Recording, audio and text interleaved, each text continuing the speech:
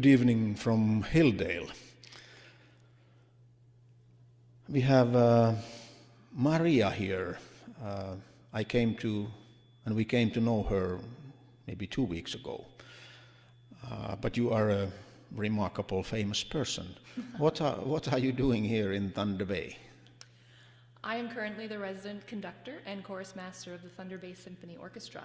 So I came to town, I guess it was September 1st last year, and this is my second year with the symphony. Do you love Thunder Bay? I do. It's a really cool place for me to be right now. I'm from a 2,000-acre grain farm in southern Saskatchewan, outside of a town called Earl Grey, actually. But I've spent the last 6 years prior coming to Thunder Bay in Cincinnati. And so it's a really, really neat combination for me to get to live in a place that's rural kind of feeling, a lot of beautiful nature and very, very kind people that are interested in stopping and talking to you and making you feel welcome. But at the same time, a big enough center that we have a symphony and we have the Magnus Theater and lots of fun things like that to do. So I'm liking it very much. I hope that you will stay here, but now you have plans to travel for 14 hours to drive home. In a couple days, I hope to drive home all at once to Saskatchewan to my farm so I can just be there with my family for the Christmas holidays. I hope that you have a big group of angels with you all the time. Praying for that constantly. Maybe someday I'll even get to meet them. Very good. And remember to come back. Yes, right. Yeah. So the symphony has been really here at Hilldale for years and years, always as long as I remember. But I have never dared to talk to the conductors of the symphony. I've thought that they are people whom I can't approach. But looks like you are different somehow. Are you different? Well, I appreciate that. First, I don't know if I guess we're all different. I think I value so much human contact and being with the people that we're playing for and with. And at the end of the day, conducting is just something we do. I'm very lucky to be able to do it, but more fun for me is sometimes to meet people like you and have a good conversation. So I appreciate you as well. You have done something astonishing. You have done Merry Christmas Polka. That's right, the Merry Christmas Polka. And you have played all the instruments and you have done everything and somehow managed to put it together. And we will hear it pretty soon. Can you explain how it happened? Well, I know that this will be airing at a different time than today, but I'm so excited to share with you that I just finished this thing. I finished arranging and actually, I've been staying up till 4 each night the last few days and eating 1 meal a day to get these videos ready. They're crazy. You have no idea what goes... Well, some of us know what goes into making these videos, actually. But so what I've done for Merry Christmas Polka is I've recorded myself playing the piano and the trumpet and the fiddle and the accordion separately, and I put them all together like I was one orchestra. And then another section of the project is I recorded 31 members of the Thunder Bay Symphony Orchestra individually right here. And then I put them all together, lined up their T's and their S's and auto-pitched, auto-tuned everything. So that was 3 parts of it. I also arranged the piece and then took the chorus out to the marina and did a photo and video shoot with them, with James Moat, who helps us do video stuff with the symphony. So it's a big kind of collaboration to get this stuff all together, but I just hope you enjoy it. It was a lot of fun for me to put together. Sounds interesting. Yeah, it was. It is.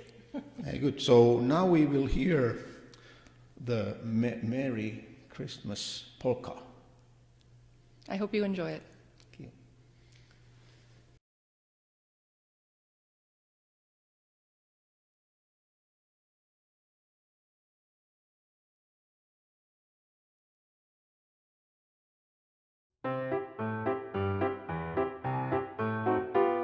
They're tuning up the fiddles now, the fiddles now, the fiddles now. Just why to warm the middle sound, such a harder world. Around and round we go,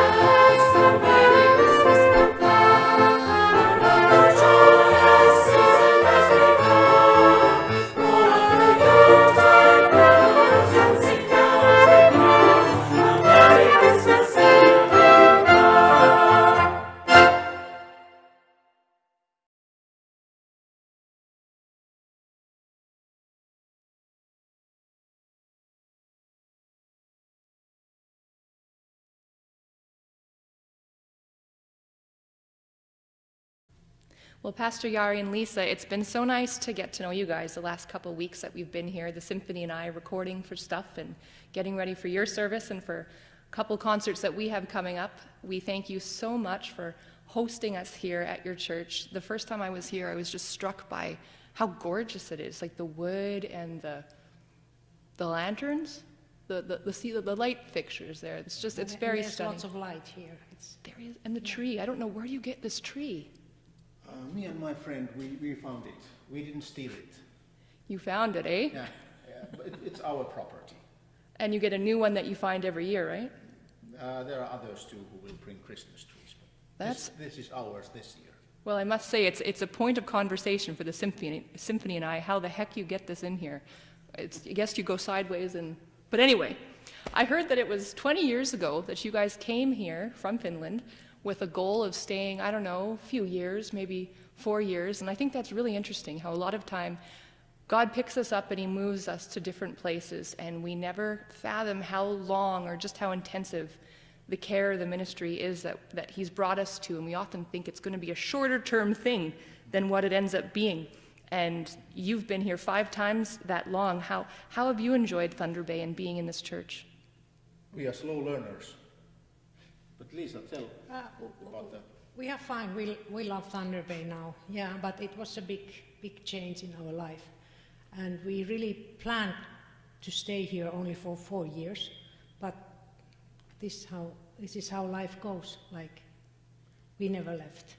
And you came on this day from Finland. Yeah, we landed in the evening, and there's members from the Hilldale congregation was at the airport waiting for us, and they took us to this home in Fort William, and everything was ready. The fridge was full of food, and sheets were in place in beds, and everything was so ready. So we really felt welcome when we got here. It sounds like the Lord had prepared not only a place, but just an army of angels to welcome you and to provide peace and comfort. Moving so far away from home at Christmas is crazy. And I heard that this is the second highest population of Finnish people in the whole world. Is that true? Yeah, this is a big population. Even from Finland, there was lots of immigration to Sweden, and we always thought that most immigrants are in Sweden from Finland, but we learned here that they are actually here. That is so wonderful. Yeah. Now, there is something very special that you're going to hear soon, and it is actually a composition of your very own pastor. The Hilldalen Valssi, is that how you call it? Hilldalen Valssi. One more time. Hilldalen Valssi. That's the one. It is so beautiful, and I so enjoyed arranging this beautiful work that you've done, and I know they're going to love it, and I wish I was here I guess no one's here. It's going to be live streamed. I can watch from Saskatchewan. Yeah, you can do that. Send me the link.